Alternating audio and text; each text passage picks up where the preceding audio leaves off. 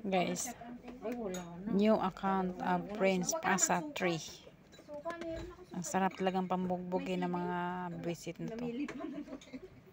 Ayan. Wala kang makikita dito na transparency kasi bagong account ito, guys. So, September 16, 2024. Kanina lang ito inopen. Kala siguro nang hinayopang na to, hindi ko alam.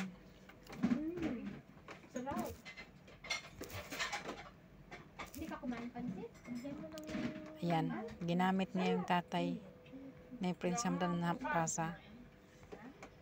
Katayin ko ito. I don't care kung ano. Bago itong account na to eh. Kaya i-block ko ito.